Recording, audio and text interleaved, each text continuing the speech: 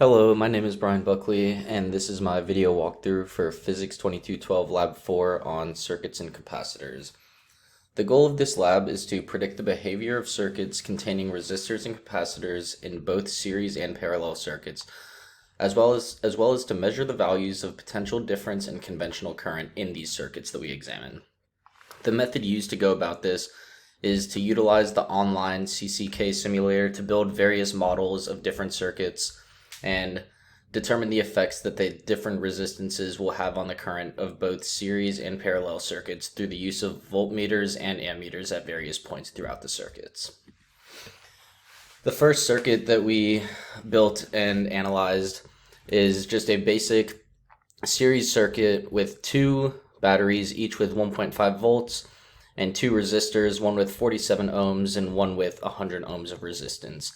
And as we can see, the current read in the ammeter at both points in the circuit are 0.2 amps.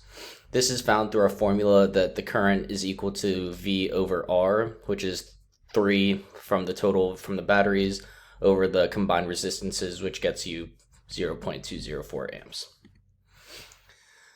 Next, we break the circuit and put a voltmeter in these places.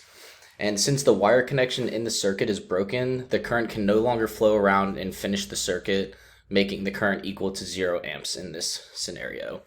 The potential difference in the broken system is 3 volts because that is the total amount of voltage between the two batteries that are powering the system. Circuit 1 loop rule. The potential difference was measured at 3 different points throughout the system, and they were added together to confirm the loop rule that the sum of the potential differences between all points in the circuit must be equal to 0. As we can see from the 3 pictures below, the first has 3 volts, and then the next two combined add up to negative 3 volts, which would then combine to be 0 and complete the loop rule. Here's a potential versus position graph for the previous model, and as we can see, the slopes are only non-zero from A to B, E to F, and G to H, because these are the only segments of the circuit where there's a change in voltage. Circuit 1, but this time with a parallel ammeter to the 100 ohm resistor. And because the 100 ohm resistor is now in parallel with the ammeter does not take into account its resistance and doesn't read it when determining the current through the system. So now, rather than our previous calculation of 0.02 amps throughout the circuit, it now reads as 0.06 amps because now it's just 3 divided by 47 rather than 3 divided by 147. Moving on to our second circuit, our RC circuit. In this scenario, the battery lights up the bulb and charges the capacitor until it is at full charge, and at that point the current will then stop. And once the battery is removed from the system, the circuit can still be powered for a short amount of time by the charged capacitor, which would then light up the bulb until the capacitor runs out of charge. And what I examined through this model with a 10 ohm bulb and a 20 ohm bulb is the charge time for the 10 ohm bulb was 9.2 seconds, while the discharge time was 9.7 once you remove the battery. And with the 20 ohm bulb, I found a charge time of 18.7 seconds and a discharge time of 19.9 seconds.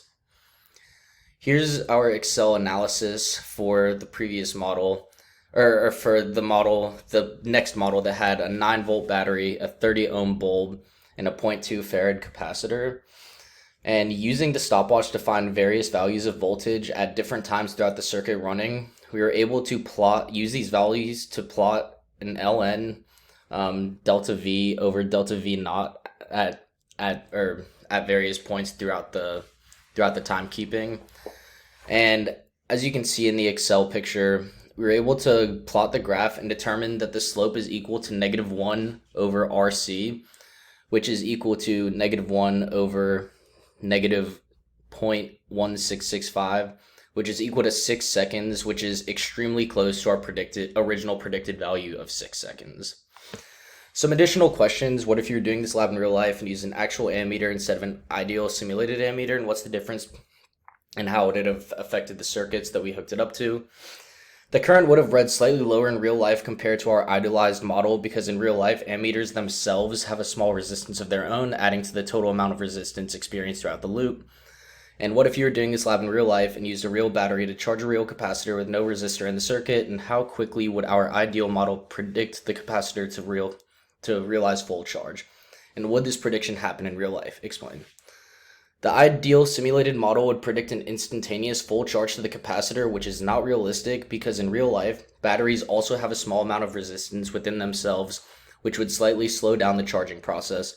And moreover, the batteries and other equipment will wear down over time, which lowers the efficiency of the entire process.